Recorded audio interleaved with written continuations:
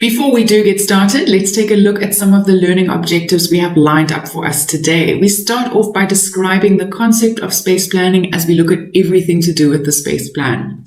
We follow that by applying the principles of space planning, then looking at applying various space planning tools. Following on from that, we evaluate the space planning process and how to go about starting a space plan. And we end off the lesson by creating our very own space plan as we look at constructing a space plan. Your quote for the day: by failing to prepare, you are preparing to fail. That leads itself directly into what we are wanting to achieve in today's lesson. Space planning is all about organization and preparation for one's projects. The space plan is a tool of sorts that allows us to organize and prepare our thoughts and our project ideas. For this lesson, you are going to need to grab a couple of things. So I'd like you to get your hands on your computer. Make sure that you've got some sort of an internet connection and a strong one at that. And then I'd like you to grab pens, pencils, and a sketchbook. But do not fear, as we get closer on into the lesson or towards the end of the lesson, I'm going to explain to you exactly what stationery you are needing to collect. So don't worry about that for now, but just know what's coming.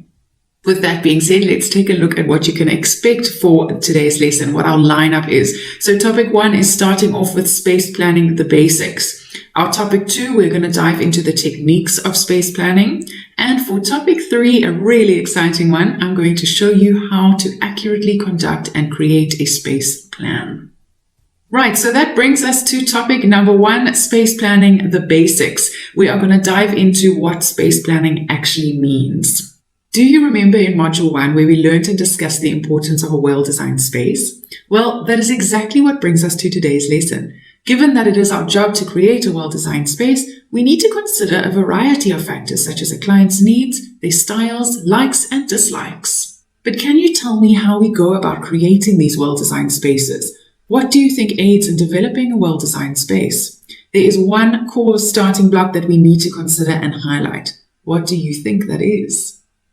Well, guys, that is the space planning phase of the project, the part of the project where we spend time carefully considering the how, what, and whys within that space.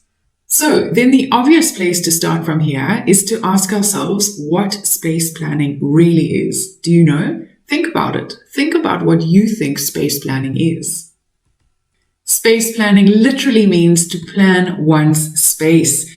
To spend time planning what's going to happen within that space, whether that be a tiny little square box, a bedroom space, or multiple rooms within a home, to a large corporate office space. Space planning means taking the space and working through it to ensure that the project or space has been planned to optimize the client's goals, the space functionality, and the needs and requirements that need to happen within that space. Space planning is key to our design process as interior designers and in fact to the architect as well. But before we start space planning, there's a couple of things that we need to have done in our design process before that happens. Let's take a look at what they are. Firstly, we have to have met with the client. You need to have that client meeting that we spoke about in Module 2. Remember? Well, that has happened now. This is where you're going to find out the client's goals and the vision and use that to implement it into your space plan. From here, you need to have conducted a site survey, an analysis of how the space is used, and the study of how the space needs to be used once the project is completed. With that information, you will use that to guide your space planning goals. From here, you're going to draw up your site plan. This means that we're taking the site survey that we conducted and then taking the skills learned in lessons 3, 4, and 5 to convert our site survey to a CAD drawing. This means that you're producing a computer-generated drawing. You're then going to draw the bones of the project, the schematic design, making sure that you're noting everything that is existing in that space. From here, and once you've completed these 3 elements, this is where the fun and creativity begins. We will commence our space planning process.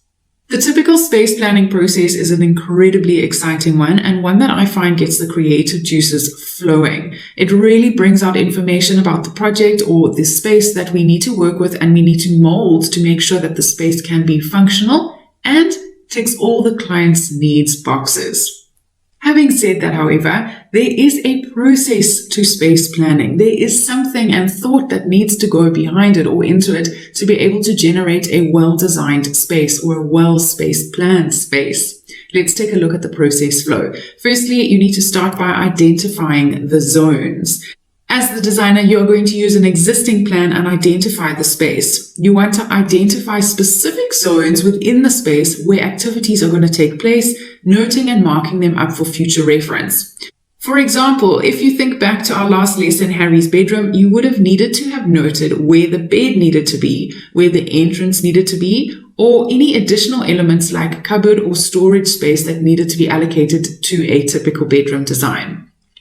From here, second on our list of space planning processes, we need to look at highlighting the traffic flow. You are going to need to define and demonstrate the traffic flow patterns in the space, indicating how people move and interact within that space. And thirdly, you're going to add furniture in the form of detail. From here, once you've identified the zones, you've added your traffic flow, it'll automatically lead you to adding furniture accordingly. So once you've got a better idea of where everything needs to sit within that space, you're better equipped to be able to add the little detail elements like your furniture pieces, door swings, etc. When we're space planning, you are typically planning for a future space. You want to take the existing space and plan for what may or will become within that space. So essentially what you're doing is you're presenting a proposal to the client of what they can expect.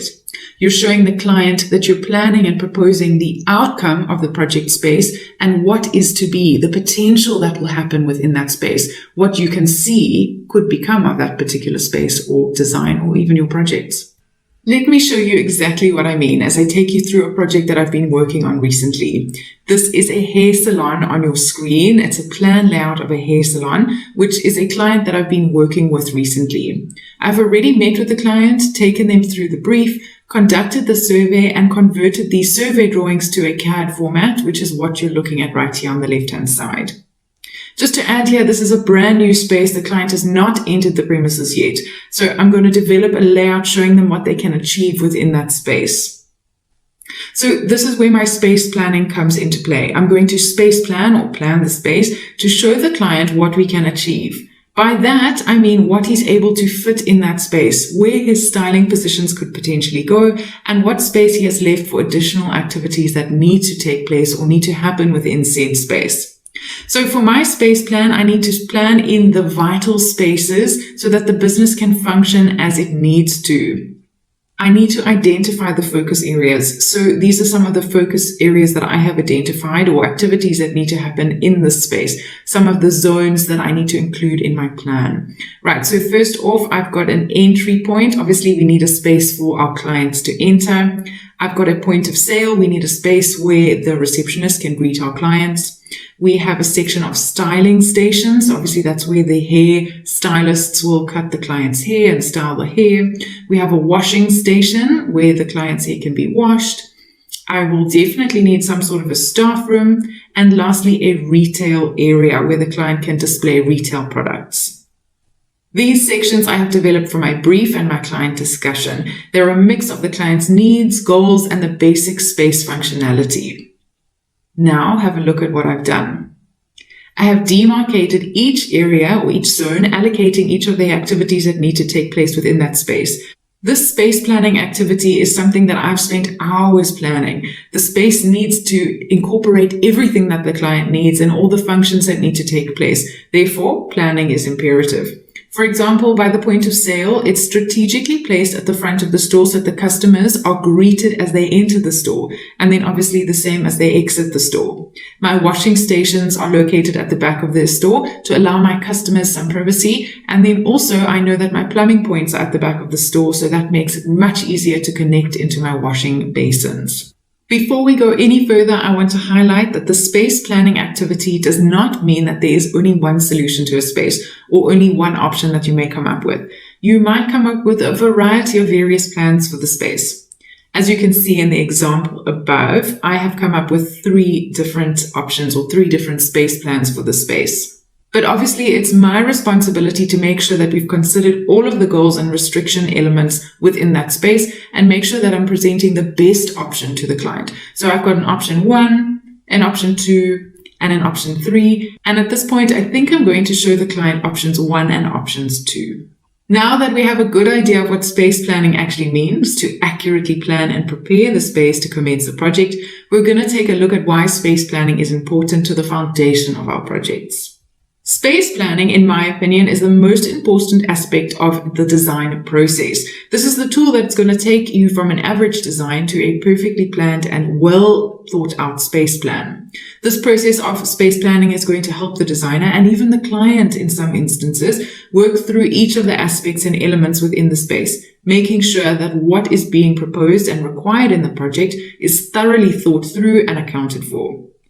Think about it like this. You need to bake a chocolate cake, which is your design brief in essence. You have assessed all of the ingredients, the site survey, and the tools that you're going to use.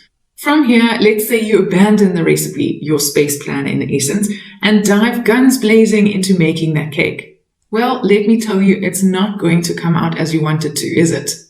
That's because space planning is so important.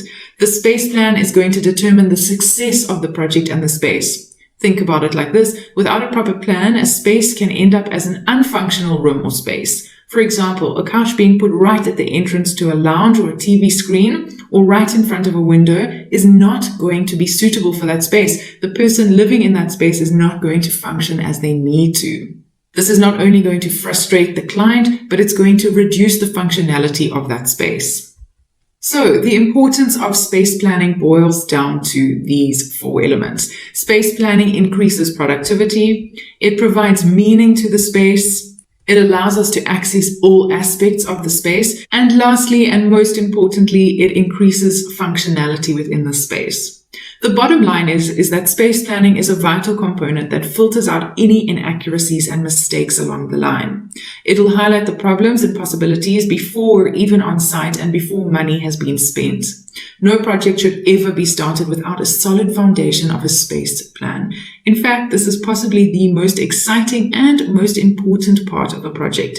Decoding and deciphering how your client is going to achieve the dream space is all in your space plan.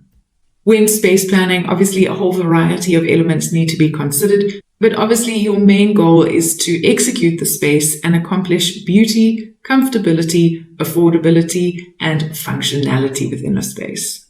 Space planning, as we've just seen, can become quite time-consuming and an in-depth process, as we're ultimately trying to make sure that the space is designed around each function that is going to be performed within said project and to accommodate any of your client's goals.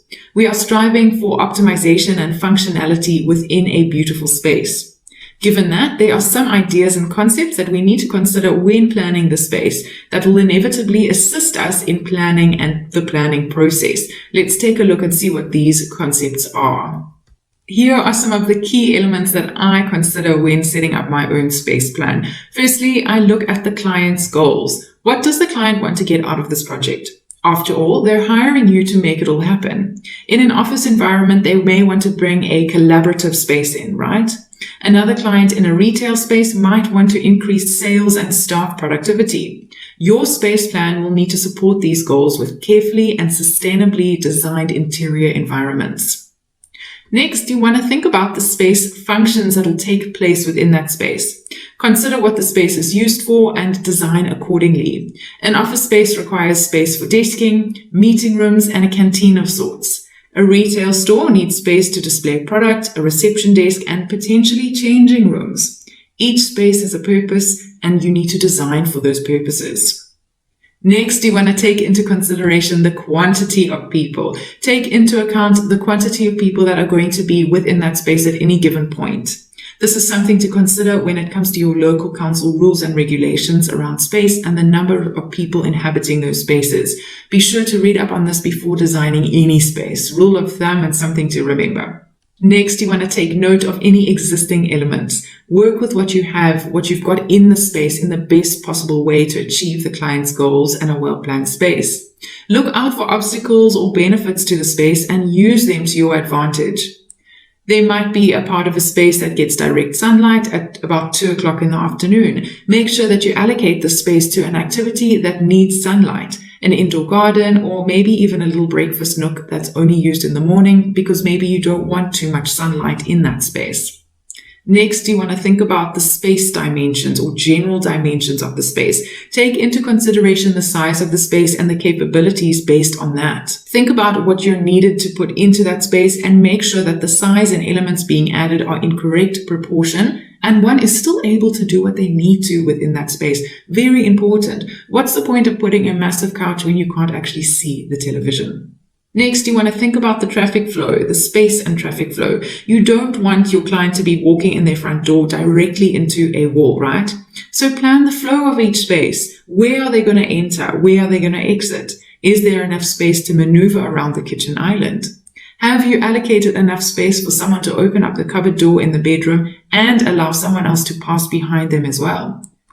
Do your spaces feel cramped, or do they support the function that needs to happen within the space? Ensure ease of flow from space to space or from environment to environment. Next, and very importantly, consider the design elements and principles. Remember Module 1, we learned all about this. Well, they are going to come in very handy here. When planning your space, think about decor and lighting. Work with the principles that the vertical lines draw your eye up and horizontal lines draw them across. Think about rhythm, think about balance, and think about ambiance. Bring all of your design principles and elements into play when planning your space. Bearing in mind that every single space is going to have a different client goal, different objectives, different space functionality, council regulations, quantity of people, etc. Every space needs to be taken as a brand new space with the same elements considered every single time. The best part about this is that the more you practice, the more the space planning stage is going to come to you as second nature. Good luck and just keep practicing.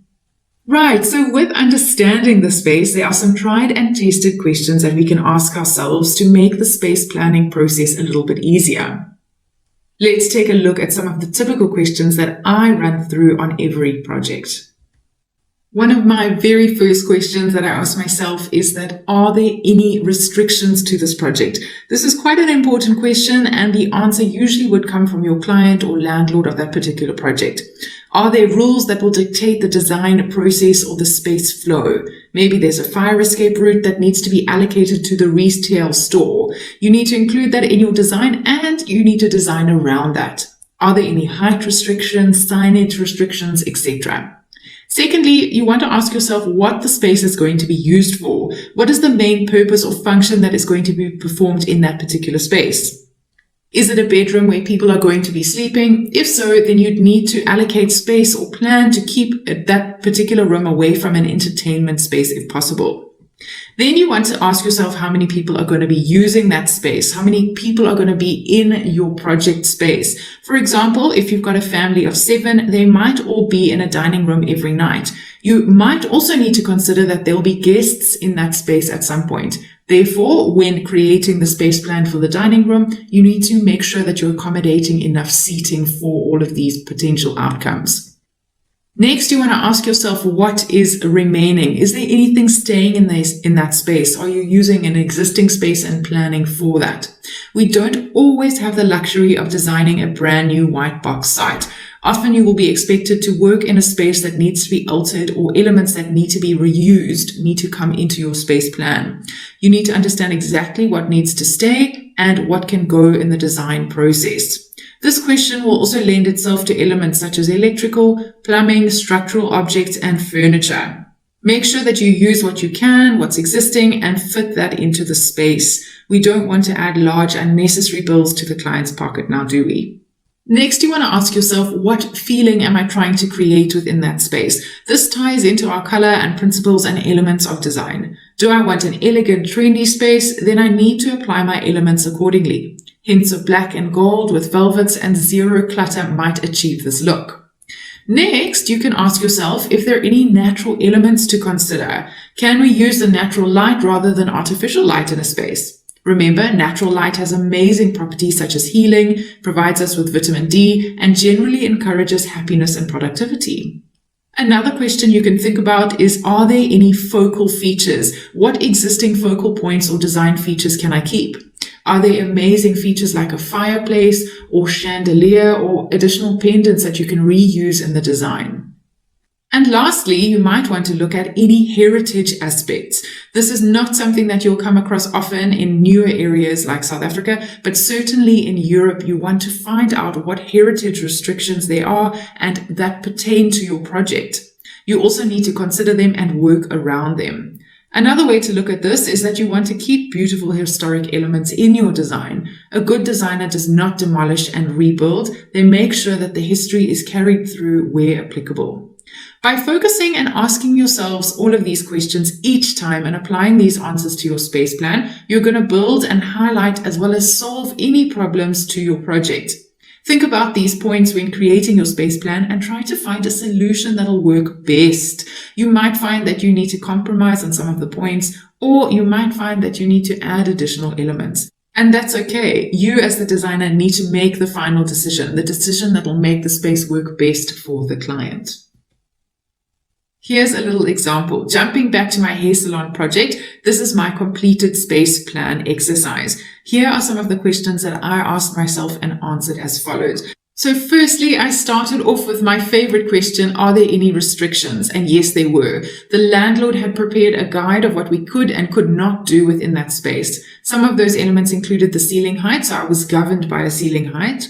The entrance door placement was dictated to us by the landlord, as well as the lighting placement. So with that all considered, I needed to incorporate that and work around it when I created or produced my space plan, which is exactly what I did.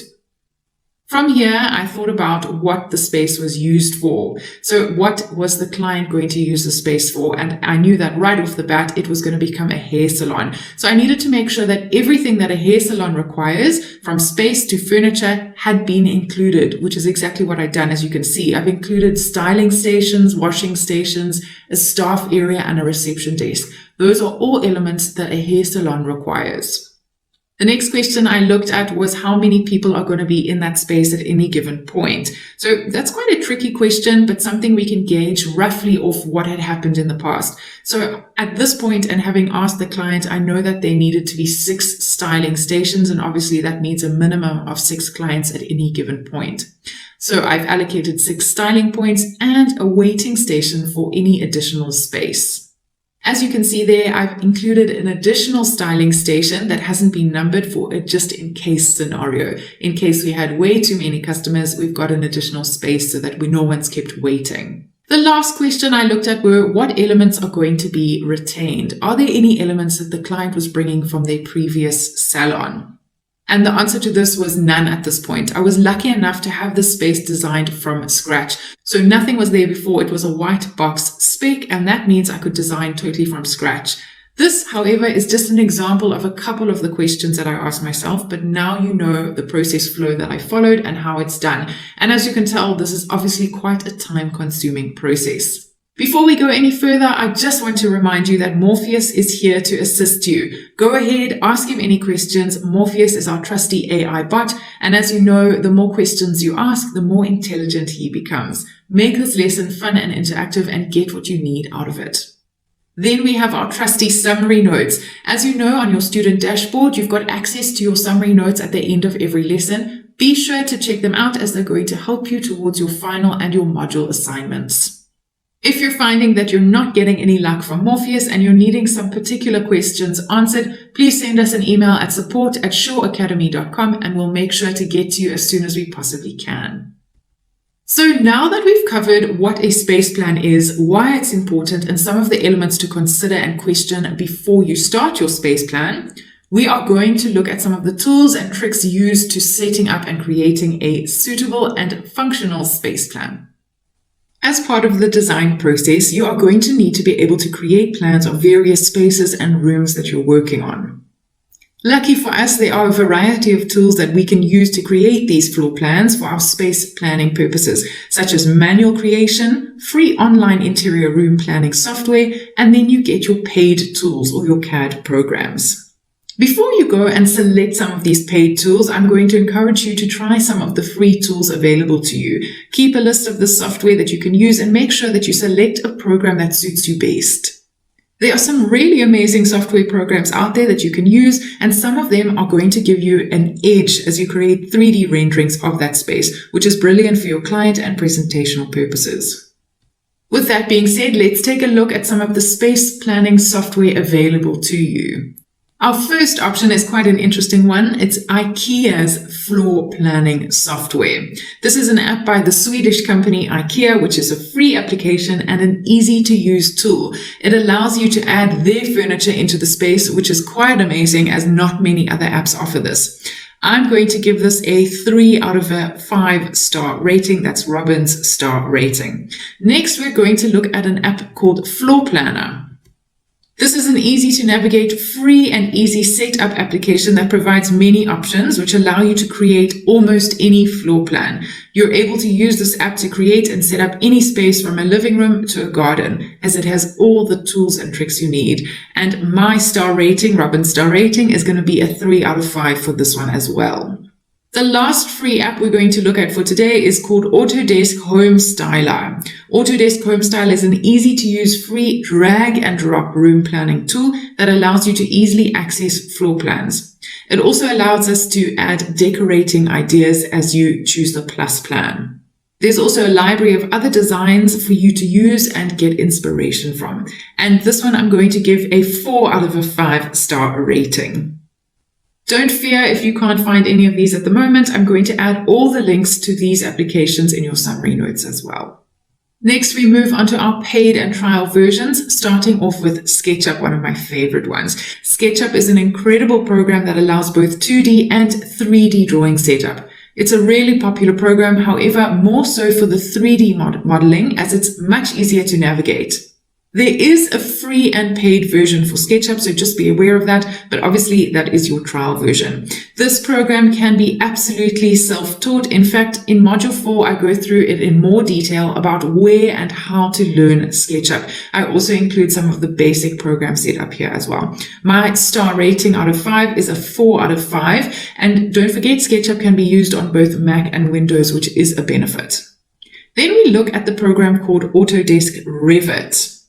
As many of you know by now, Autodesk is a product that is brilliant for both 2D and 3D modeling. And one of Autodesk's programs is Revit, the Revit program. Revit is by far the most complex but intelligent CAD software out there on our list to date. It's a program that I'm going to recommend if you're serious about your career as an interior designer. A lot of companies these days are looking for their designers to have Revit on their skill set. This, however, is not a budget-friendly program, and I recommend you to try the 30-day free trial before making this purchase. My star rating for this is a 4 out of 5. The next program we look at is AutoCAD by Autodesk as well. You should be very familiar with the Autodesk AutoCAD program by now, as we've covered it in this module. As you know, this also comes in a trial version that we're currently using and still should be using. I suggest giving all of these programs a go before making your final purchase. However, AutoCAD is my primary one for the time being. It's one of my favorite programs. My star rating for this AutoCAD program is a 4 out of 5. With all of these programs that you've just looked at, you're going to be able to space plan directly on one of these programs. You can navigate and shift furniture items around as you please. Once you've created your plans on these various programs, you now need to sit down and plan the space accordingly. Let's take a look at some of the planning techniques that you can use. There are a variety of ways to conduct your space planning, but often these techniques are relevant to the person creating or planning the space. With that being said, I'm going to show you some of the tried and tested techniques that I have used, which you can implement both manually and digitally. Before we get started, let me outline some of the techniques that you can use on your screen. So firstly, there's a technique that I love called CAD planning, and that's simply planning on CAD. Then we have the color blocking technique, followed by your bubble diagram technique. Let's break these up in a little bit more detail because I'm sure you don't know what any of this means at this point. Starting off with color blocking. Obviously, with any of these techniques, you need to have a strong idea of the brief, client goals, design criteria, and aspects relating to your project. Then, with color blocking, much like the traditional idea of color blocking in an interior space, this means to use varying colors to block off spaces and zones, allocating them to the function or activity that will take place in those zones. Simply, color blocking means to block out zones with color. Then we have the bubble diagram technique. This works very similarly in the manner and concept to color blocking. It's just a little bit more rough and potentially more creative as it's less structured. This technique or method simply means to use bubbles of text and color to allocate zones to your floor plan. You're going to demarcate areas in the plan with colored bubbles and label them. Like with your color blocking technique, the zones that need to be indicated and incorporated will be based on the project brief and questions that you've asked yourself and your client prior to space planning.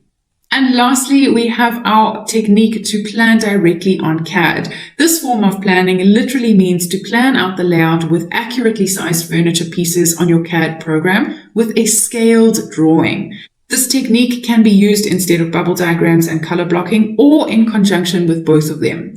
One would already by this point have their space plan view drawn up from their site survey, and then from here you would move around the furniture on your CAD program accordingly. This form of space planning without using the methods above would typically be better for designers with years and years of experience, as they would already have a feel and a knack for space planning. I would practice the planning options above before I reverted to space planning directly on my CAD program. Get in some practice with your bubble diagrams and your color blocking. Another way to do this is also to print off a plan from your computer, take a sheet of tracing paper and use this to roughly plan out what you're wanting your space plan to look like. As we've just discussed, you can plan both on CAD and manually. There is a valid place for planning your drawings on CAD programs as their ability is amazing with their drawing output potential. However, that's not to say that sketching and manual planning has died or has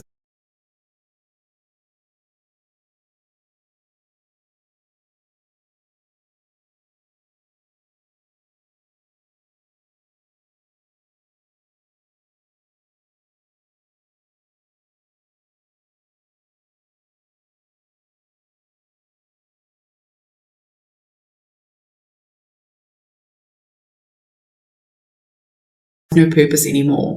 In my personal experience, I find that the process of creating my floor plans on CAD, so from my site survey, I converted to CAD, printing that out into a tangible format, so your piece of paper,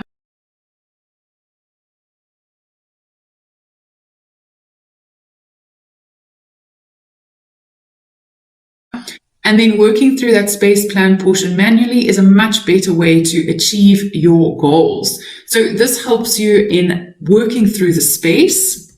It allows you to stir up your creative juices, and then is a much better way to understand the design.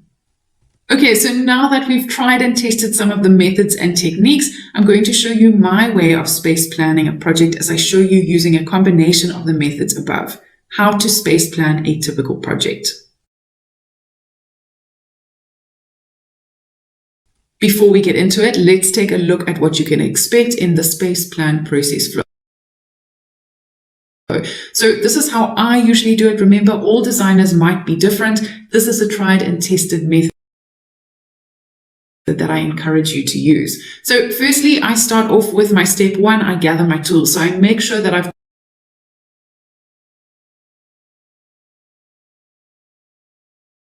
got all of my space planning tools with me, all of my stationery, my pens and pencils, the correct paper, tracing paper, my computer if needed, etc.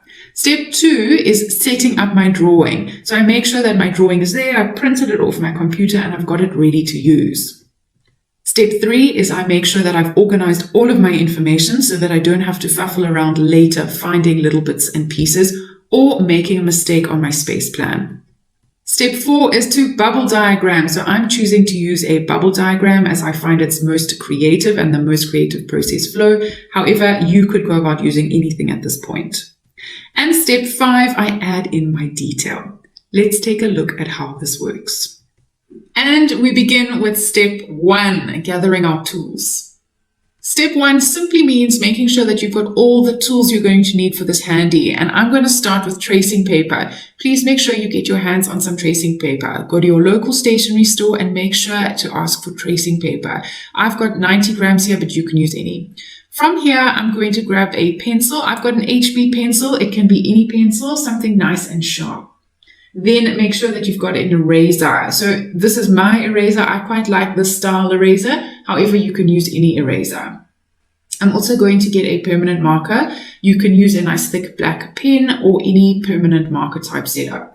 Then these are my Copic markers. It's a type of marker that interior designers use for coloring in or rendering. You don't have to get your hands on these, but if you do want something nice and designery, do be sure to get your hands on those. Alternatively, you can use some pencil crayons or colored Koki pens. Now, just a word of warning or a handy tip, make sure that you get a variety of colors. Don't stick with 2. You're going to need a couple of colors. So I'd say a minimum of about 5. Then I'm going to need to get a ruler. It can be any ruler. It doesn't need to be a scale ruler.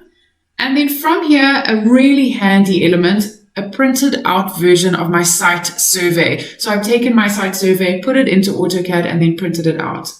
From here, we're moving into step 2, where I'm going to set up my drawing. So I'm going to get in the zone. I'm going to lay my plan view under my traced paper so that I can clearly see my plan view. And I'm going to do all of my planning on this first page of tracing paper. I'm making sure that I've got all my tools in arm's reach and my drawing is with me. You can even grab a nice cup of coffee to get into the mood. Step 3, I begin organizing the information. So this is organizing the information. You need to think back to our slide on what to ask ourselves when planning. And that's going to come in really handy now. So as you can see, I'm making a list. It typically should be in your notebook, so please keep everything in your sketchbooks. But to show you this exercise, I'm doing it on a little piece of paper that I can keep alongside my drawing. Make a note of exactly what you need to do within that space. So you could do it now, or alternatively, you could do it prior to planning this space or prior to the planning exercise. I typically like to do it before, but for the purposes of this exercise, I'm going to show you exactly how I've gone about doing it. So I'm listing a list of all the requirements that need to be included in that space. As you can see, I need a point of sale, I need a retail section, I need a styling section, as well as a seating area. Remember, these requirements are specific to my hair salon space. You need to come up with requirements specific to your planning space. These elements are going to come from your brief, your discussion with your client, your survey that you conducted on site. Any information that you can gather needs to go onto this list. Right, so now that I've got my completed list, I'm going to keep it alongside my drawing. Moving to step 4, the bubble diagram. This is an exciting part. From here, we are going to start bubble diagramming the way we want the space to be, or the plan that we have envisaged for the space. And that simply means creating little bubbles indicating or allocating areas to a specific function. So as you can see, my second bubble there was a seating area. The next bubble, I'm going to indicate my point of sale. This is just simply indicating areas that I feel would suit that task or that function or activity that needed to be performed. I'm now creating another bubble diagram for another possible location for my point of sale, or I'm indicating a space there that could be retail. Right, I'm doing another one on the right-hand side, and that potentially could be my styling station. Remember, guys, you're not governed by these bubbles. This is not the final layout for the space. You are working through an idea of what you think the space or the best suited position of each element will be in that space, the required zones that will take place. You're basically mind mapping out the plan for what's going to happen in that space. Right, so once I've created bubbles for my spaces, as you can see, I've already started, I'm going to take my colored pens and I'm going to color in those zones. So I'm going to make sure each zone has a specific color. But before I get started, I'm making sure that I've included everything. And clearly I've left an element off, and that was my retail section. So I've removed that point of sale on the left-hand side and indicated that as retail, and I'm giving that a blue color. Then I'm going to take an additional color, still keeping within my same color range. That's just because I like to keep my color tones the same. So I'm using purples and blues and pinks, and I'm keeping them all really nice and similar. Now, as you can see on the right-hand side, I'm giving little color swatches, and that is going to be for my key. I'm going to make sure that when someone is reading the drawing, particularly me, but when someone else is reading the drawing, they've got an idea of what color is indicating what activity. So as soon as I'm finished this little pink zone, I'm going to make my color swatch in the right-hand corner, and this is going to be my key. And once I've created my full set of keys, I'm going to give the zone or activity that's happening in the zone the name for that color in that area. Moving on to step 5, I'm going to add in my detail. Once I have my area allocation or my zones, roughly where I'd like each element or area to be, I'm going to add the finer details such as my furniture. And I like to do this roughly with a pencil and then only after that take it to computer. So as you can see, I'm going to my second piece of tracing paper. I'm layering up and I'm going to do all of my rough planning on this layer. I'm taking my ruler and I'm going to roughly trace the outline of the building, as you can see I'm doing.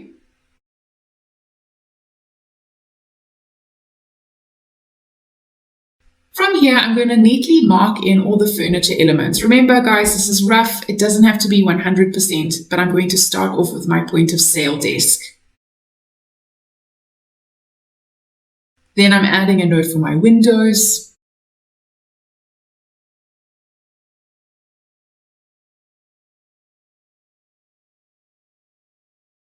Moving on to my styling station desks, and so on and so forth. Now we need to complete the drawing.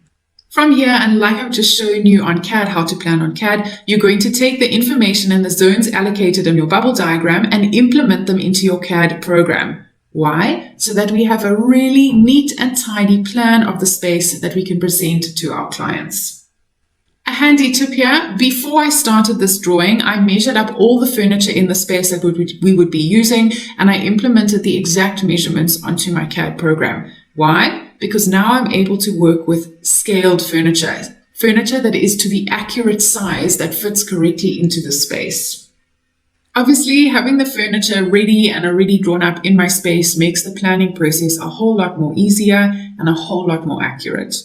And there you have it, a perfectly planned space on AutoCAD, right from bubble diagram and planning to AutoCAD and being able to print it off for presentational purposes.